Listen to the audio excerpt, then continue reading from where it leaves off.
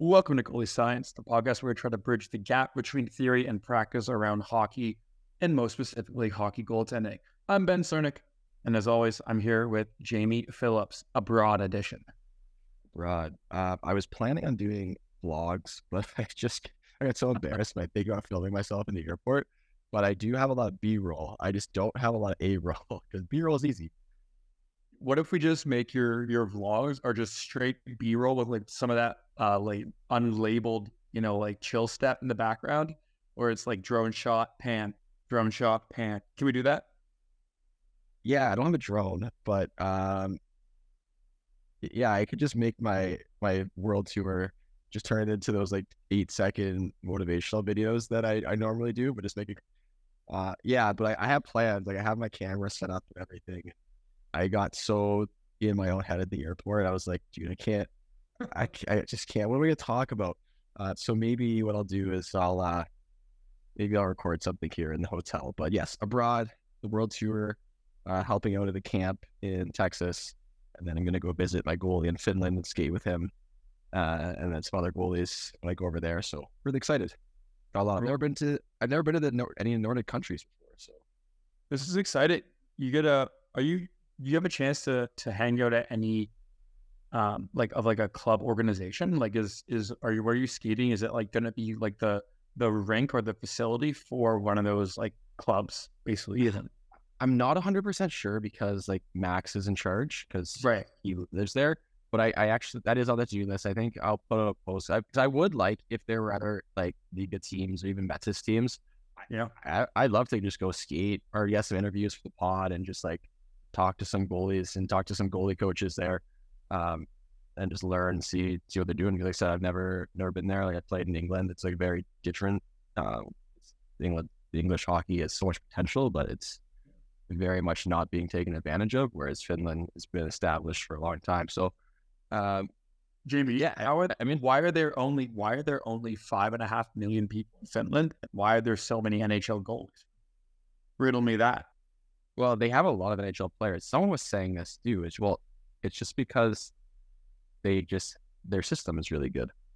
And we've talked about this really early on in the podcast history where we do like the European model of development. You know what? One thing we need to do is we need to get someone from the BCHL out because there is a lot of crazy things happening in the BCHL. BCHL is no longer part of Hockey Canada. It's its own independent Tier 1 league. The KI is now a Tier 2 junior A league. Yep, saw that. BCHL is technically an outlaw league. So the BCHL and the Metro equal leagues. I've been saying that for many years. Did you see that there's new teams too? Franberg, go Bucks. Yeah, they've been in it for a couple of years. Well, scratch that. They were not around when because I watched some video from like when I was doing my scouting and stuff. I was like, I don't remember this team. That's a cool logo though. So we'll get our podcast guy to edit that part out and make you look better and say like, oh yeah, go Bucks since 2019. Yeah, I'm not gonna do that. But Okay. I do want to talk about that stuff. I just don't know it in detail. So I think what we should do is I'll reach out to someone from the BCHL. But today, we have some hot takes. I mean, that was said today was a hot takes episode, and Ben was just rifling them off via text message before this and in our pre-show discussion. So I've been up since 4 a.m. I'm pretty tired, so my takes are just lukewarm. But before Ben goes in, so my dad drove me to the airport. It was like an hour and a half drive, and we had a really good conversation because I don't see my parents, my family that often, and I wished I recorded it because it would have been a really good podcast episode. And I've asked my dad to come on the podcast, and he refused. He absolutely refuses to. Your dad would use it. Well, he has like a lot of good knowledge and like experience from like being a parent side, but he refuses to do it. However, I think I'm going to hoodwink him into record. I'm just going to record him without him knowing. Next time we're on a long drive talking hockey, and at the end of it, I'm going to say, "Dad, I'm going to turn that into a podcast." And he's not going to have anything to do about it or anything to say about it. But that's I thought that was cool because we talked about a lot of stuff, and he'd given me some like just tips, and because my dad's a teacher, and we talked about like teaching and coaching are very similar, and lots of different things in terms of. And my dad coached basketball for many years, for 40 plus years. So there was a lot of knowledge that I took from that conversation. It's just too bad I was half asleep. I didn't record it. It's okay. Like I said, a lot of people who do interviews and journalists have like their whale, the person they want, their white whale, the person they want to interview the most. My person is Robin Phillips. And as long as he knows wide. as long as your dad knows that he's my number one person that I want to talk to, that's all that matters. As long as I think we'd have to trick him. So I think if we haven't, I know you're super busy, and in the next 4 weeks, I'm not home for more than a day. Like there's no two consecutive days. It's like I come in from Texas, I stay a night, and I take off the next day or the next night, and then when I come back from Finland, I'm home for a day and a half, and then I have to go to a wedding in Detroit. But if you were ever to come to Caledonia, what we could do is, as long as you might actually doesn't like IPAs, but if you I'll bring some beers, and we'll trick my dad, and we'll bring booze, and we'll trick my dad into we're just having some beers out on the back deck. Little does he know, the camera, the wide angle lens comes out, the microphone is there, and we're just we get it, because once he's hoodwinked into it, he can't leave. But it's getting him there. He'll fight tooth and nail to sit down if he knows he's going to be on a podcast. He takes the first sip of his favorite drink and doesn't even notice the lapel mic being put on. Although I did tell him we were top 100 podcasts in hockey, and he's like, "Oh, okay." I'm like, have you listened to an episode yet? He's like, "No." I was like, "I have it on my to-do list. I just haven't listened." I was like, "Dad, it's been almost a year." We are getting really close to the year. We have to think of something to do for that. So if anyone somehow threw our 15-minute ramble here already and hasn't immediately given up, some suggestions on what you want to hear for a 1 year anniversary, I always appreciate it. But Jamie, you mentioned it before. Let's get to it. It's hot takes time. I want everyone who's listening to understand that a lot of times we try to bring data. We try to bring support for understanding what we're trying to say and research behind, the opinions and the decisions that we hold. I want everyone to know that we're throwing that all away for today. And this is entirely sort of. We try to, our opinions are heavily influenced by research and data, but then sometimes, we do have opinions and we can't back them up. And so today was inspired by, I don't even know where it came from, Jamie. What did I gave you a hard time about something. I said that, you said Jamie was saying that he's on a mission to reduce goals against average. And my response is that I don't think that is entirely capable or directly available for a goalie to do. Like, what if they just can't? What if that's not a goalie problem? Well, it is and it isn't, because it is a huge reflection on the team in front of you. But also, if you are a bad goalie, objectively, your goals against is going to be higher. So it's both. It's nuanced. Yeah. It's very nuanced. But we're goalie coaches. Ultimately, our job is to make the goalie the best they can be. I should have probably said save percentage being as high as it could be. That probably would have been much better. But I was on an airplane, man. Give me a break. So this is my first hot take, and it's not really a hot take because I've spent, honestly, conservatively 100 hours trying to understand this and look at this in the past year. So 100 hours in the last calendar year. And it's that your hot take number one, Jamie, I don't think save percentage is as bad of a statistic as people think it is. And so haven't we talked about this? We have, but we kind of touched on it here and there. But the basics of it are, right? We bring it up every couple months. This kind of comes up around something, right? Basically, if you have a really good save percentage, if you're a goalie with a 915 save percentage, my response is so what, honestly. But on the other end of the spectrum, if you're a goalie with an 870 save percentage, my response is, okay, why? So, you know what I mean? On the upper end, there's lots of reasons. The great example is Martin Jones in Calgary, right? If anyone hasn't, we talked about this a while ago, 6 months ago, but if anyone hasn't looked at Martin Jones's Calgary WHL statistics, go back and look at them. For that era in hockey, they're fantastic. He was really good in the WHL. He's undrafted in the NHL. His numbers are when you kind of adjust for era, really similar to Dustin Wolf's numbers in the WHL. So Martin Jones might be on the way out of his career. Dustin Wolf just starting his career, but ultimately really similar numbers. But here's the thing: and like that upper end save percentage before you get to like being the best in the league, or whatever. There's lots of reasons you can end up with a pretty good save percentage. And sometimes it's just your team's really good, right? You don't face a lot of shots. I think everyone who's played minor hockey has had a team in their league. Maybe you were the goalie on this team where you got like 8 shots a game. Like growing up, Jamie and I in Ontario would play against the Toronto Marlies. And growing up, those goalies would get like 7 shots a game.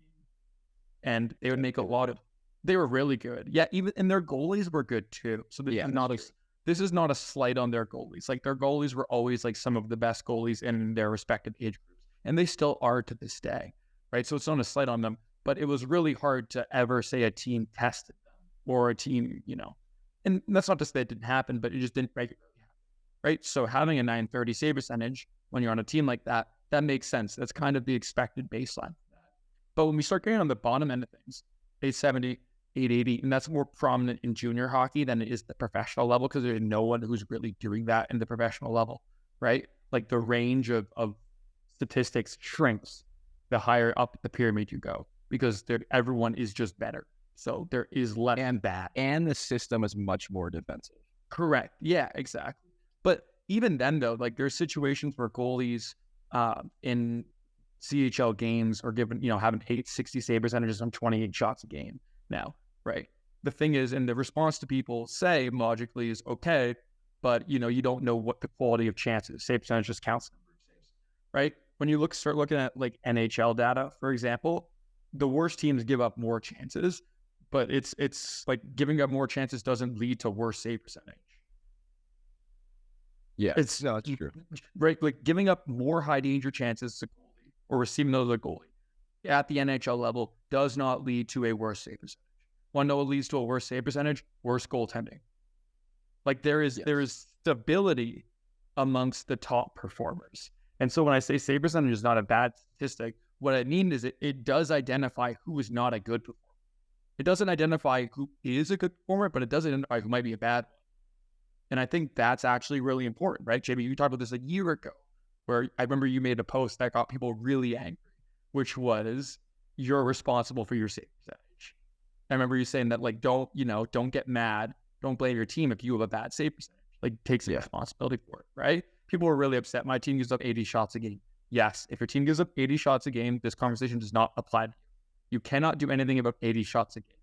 But when you play in leagues where the average shots or the range of shots goes between 25 and 40, now we have a much more consistent basis.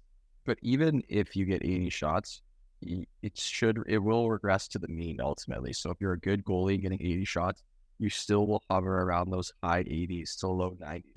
Yep. I agree. Like look, for anyone who studies statistics or is interested in statistics, whether you're in high school, college, university, or 30 years out and you're now a statistician, Jamie doesn't care for it. But you get enough stats.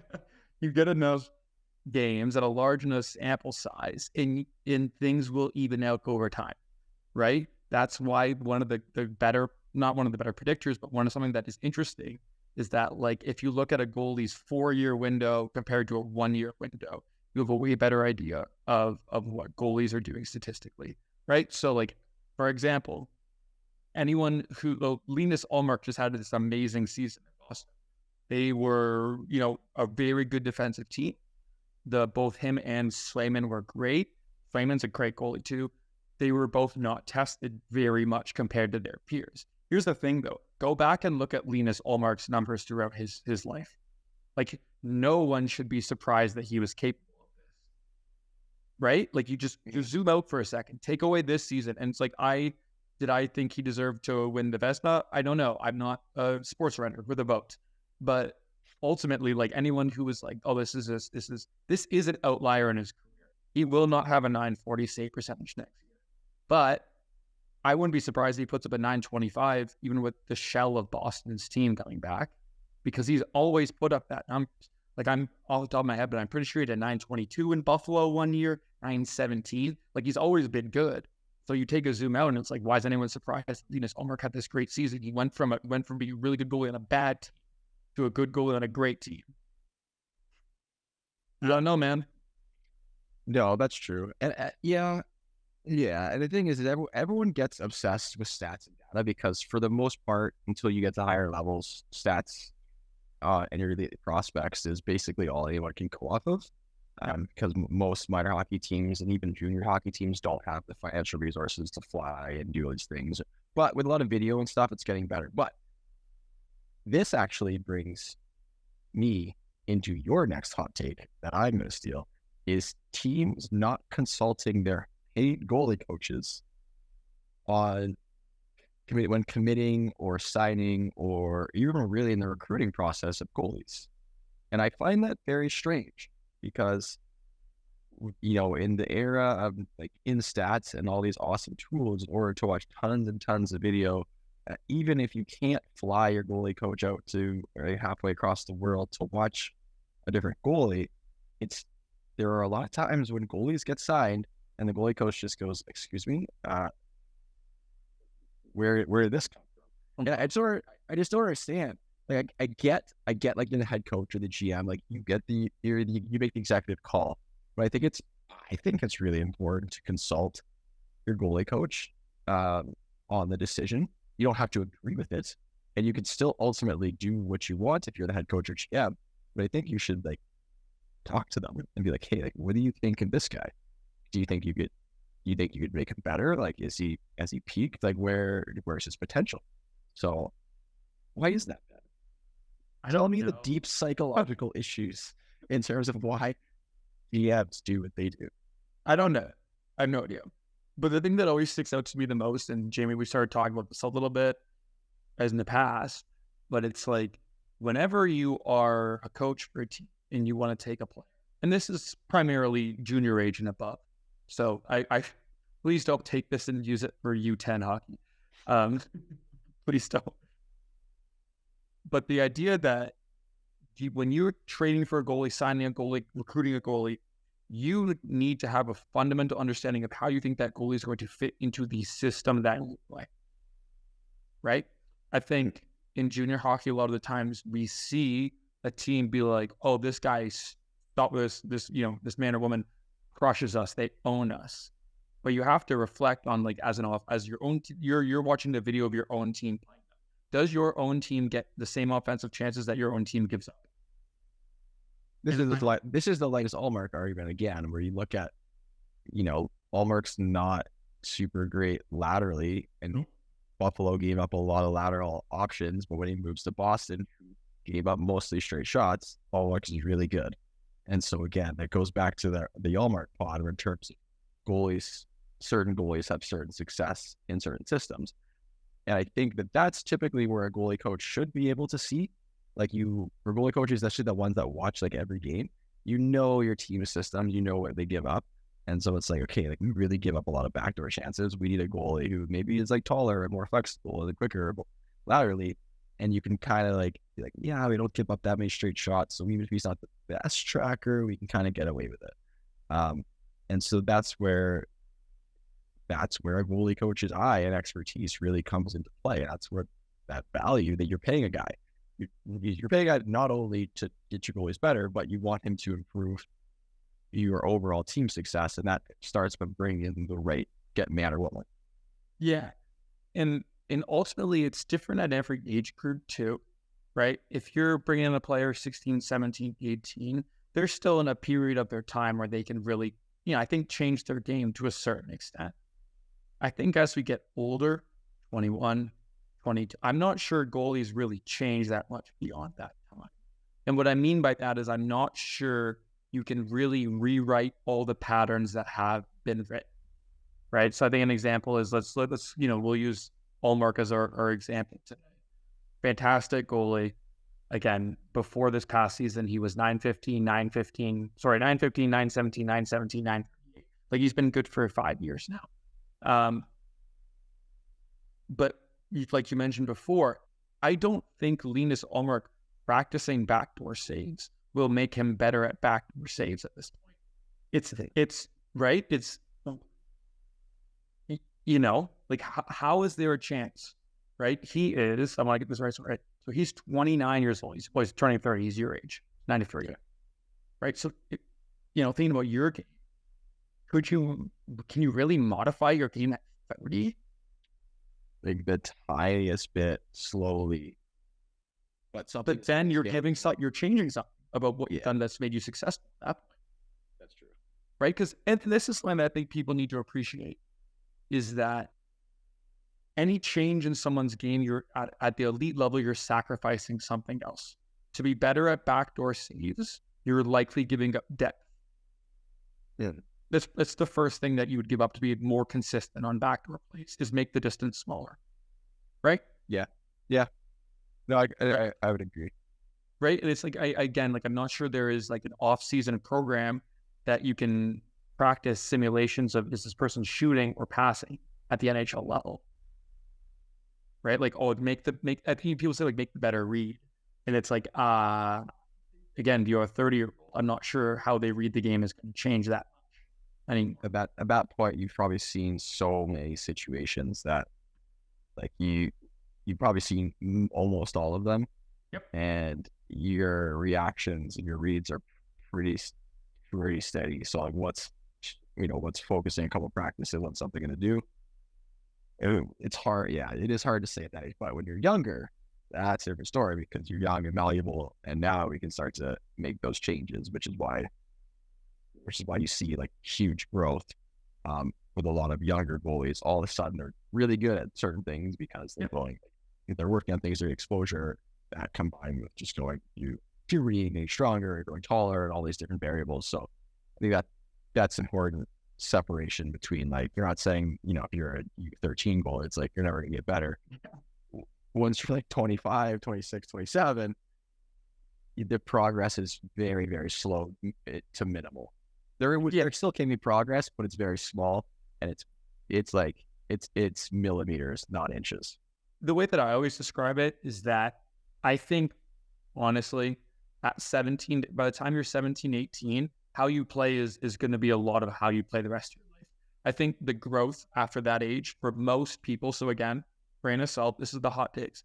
I think most growth for goalies after 17 or 18 follows a relatively linear path. So these massive jumps on average don't happen after that age. That's not to say they can't.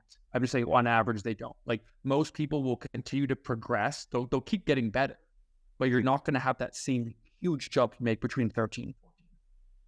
You know what I mean? Yeah, I agree. I would agree with that. And that's almost all sports. Right. That's everything, right? Yeah. That is, and so that's something that's really interesting. We've learned a lot in baseball. So like, if you flash back 20 years ago, teams in the MLB used to love taking high school pitchers.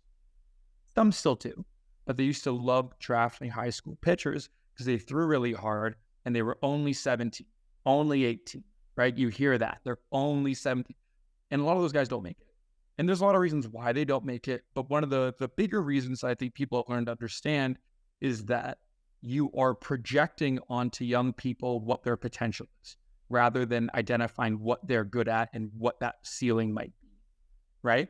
And so I think that happened. Anyways, I think this is rambling, but derailed to hardcore. But that's kind of where it comes to, is that, if you're a college team and you're getting a 21-year-old goalie, that goalie is pretty molded. You're gonna change them. They get, I bet, better, make better reads, but it's slightly modify their game. But they're not going to become a completely different goalie. Like, that's not a thing, right? Like, someone who's really bad at backdoors is not going to suddenly get really good at backdoors at 22 years old.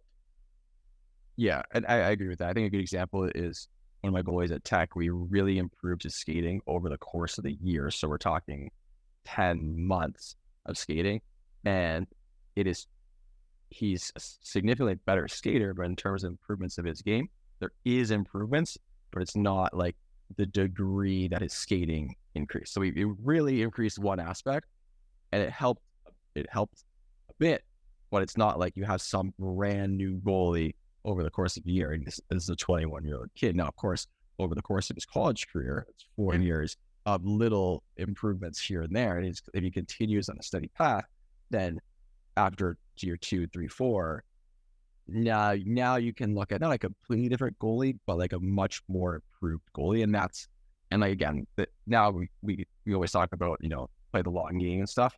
And that's really what it comes down to. But once you get older, like, you got to play the long game. And you also have to accept that, like you said, once you get to that 20 and up range, you've probably got all the tools you're going to have. You're just going to sharpen a few of them. You're not going to really add new tools to the toolbox.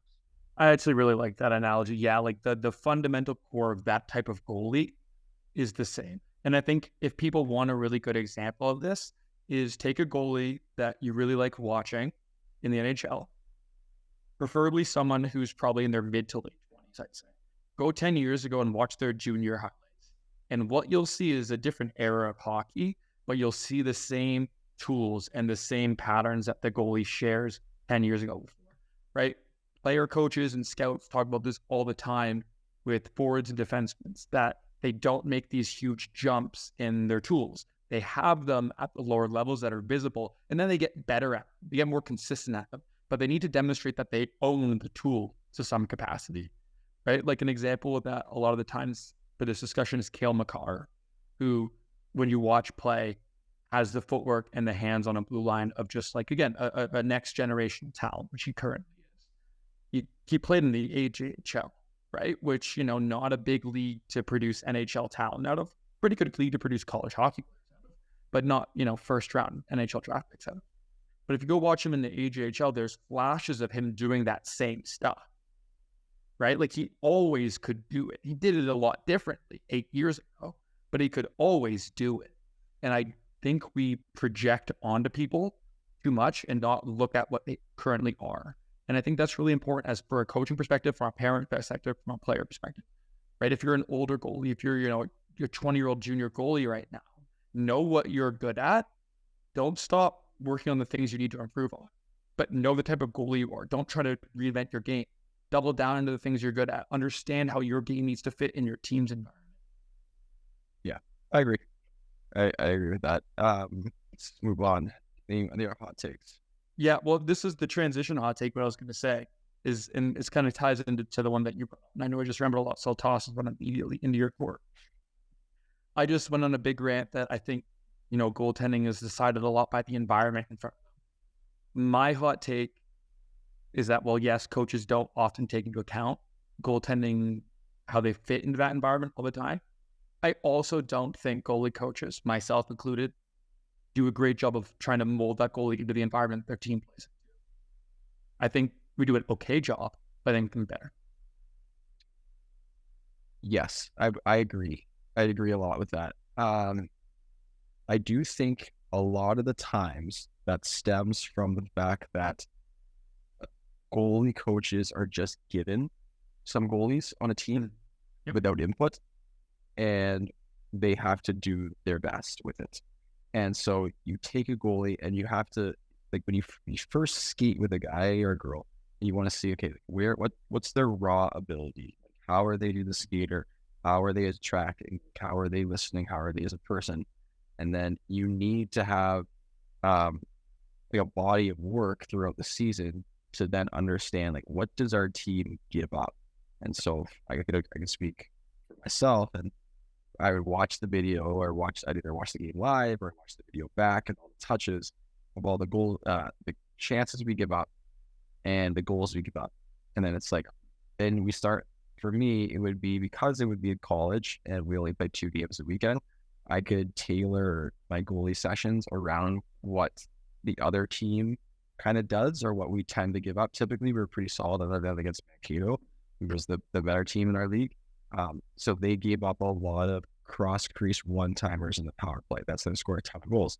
So once we knew Mankato was coming up, for me, it's like, okay, we're going to do a ton of lateral release stuff and a ton of beating the pass on our sheet, a ton of depth management for this week.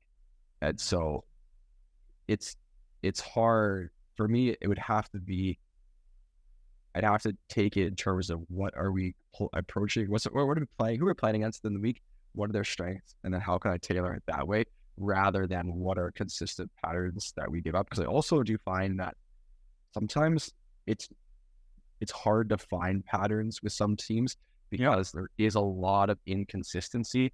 And one weekend you give up a ton of backdoors, and the next weekend you just give up like 7 breakaways. And you're like, we didn't give up a breakaway for the last month, and all of a sudden we give up 7 in one game. Like, how am I supposed to prepare my guy for that, okay, or girl for that? And so it's like, I do agree that we can definitely do a better job, but that comes from, I think, a lot of video. And I think a lot of that comes from educating our goalies in terms of understanding situations and having them be able to figure out what the situation, what are the possible outputs for the current inputs each time the play enters the zone or whatever. And that's really on them more than it's on us, in my opinion.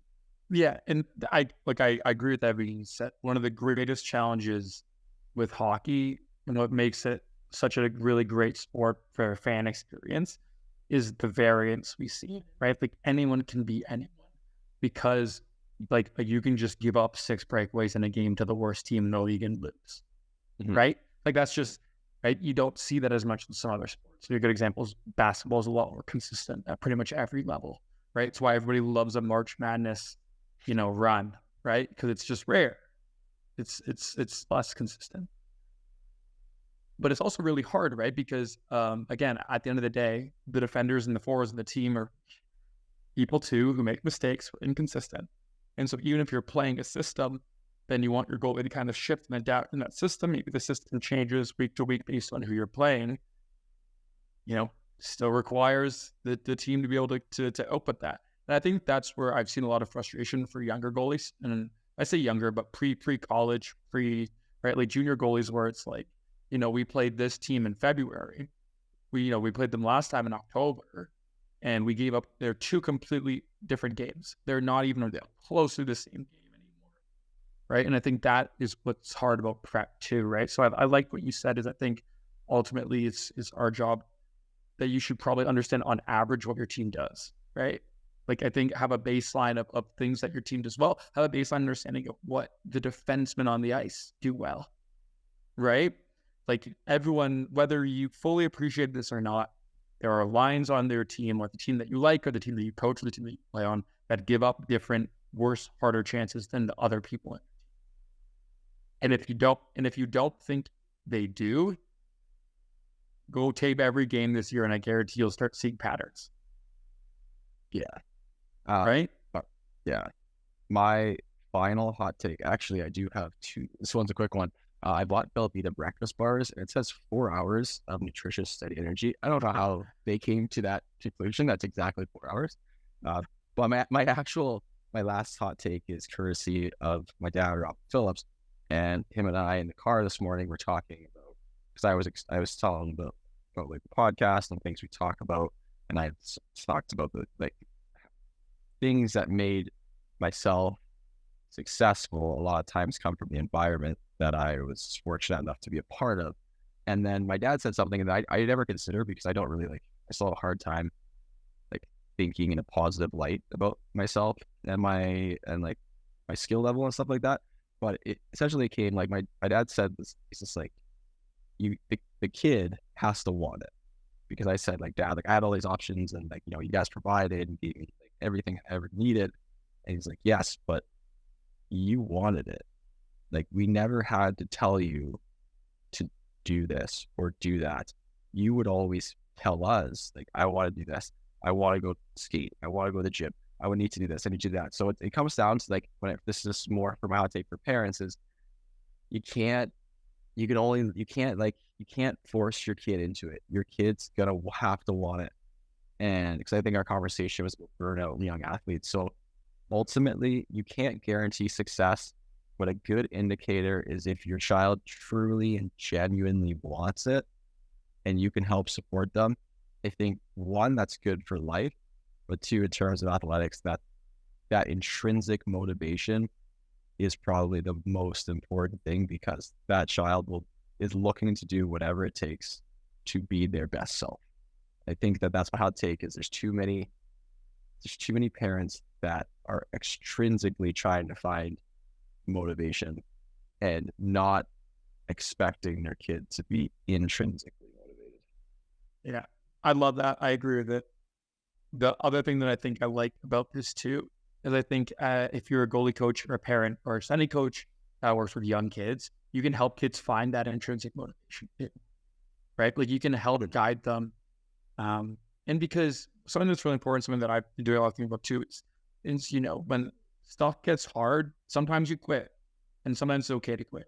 But we don't want people to quit all the time when stuff gets hard, right? There's a healthy balance somewhere. Sometimes things are really, really, really terrible and bad, and you should quit. Like, Yeah. that's okay. But I think you can help show kids in sports can be a really great vessel to show them that working hard does lead to positive things, and that it can be fun, and that training process is on the coaching. I mean, a lot of times, we're goalie coaches in private settings, like we can't control how their team coach interacts with them. Hopefully their team coach communicates the same things, where it's like, hey, you worked hard, you did your best, you're a kid that is going to make a ton of mistakes. Yeah. Right?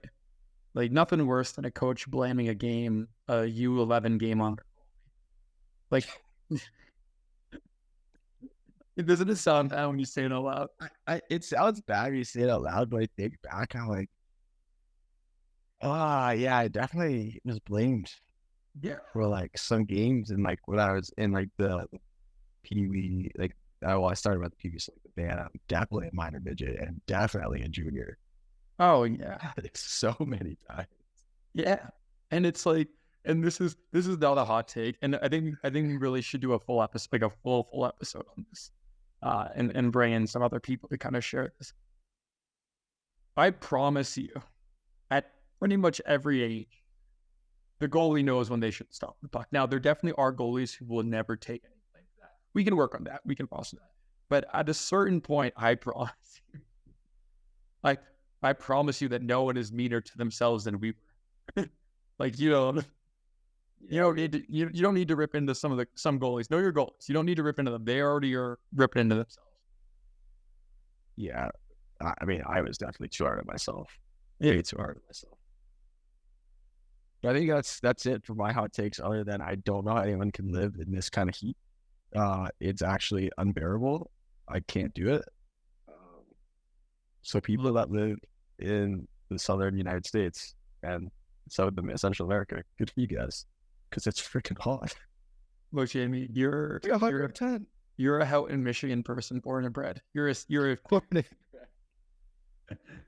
a lot of people have been calling you Jamie Upper Peninsula Phillips, and I just wanted to let you know.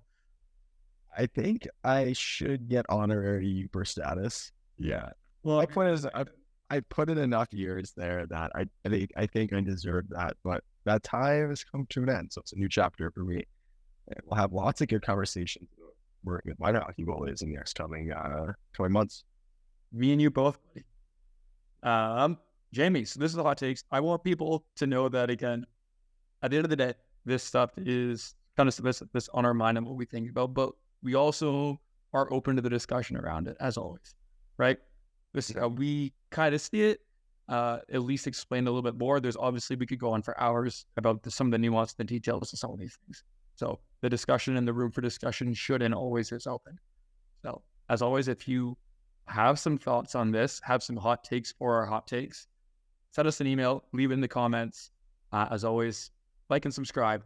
And most importantly, subscribe to Jamie Phillips' Patreon, because as always, it does not pay me, but it pays Jamie, and I like to see him happy. So, and as long as it's going, it means I can afford air conditioning in this 120-degree Texas heat. Every minute it gets hot. All right, anyway. Thanks so much for listening.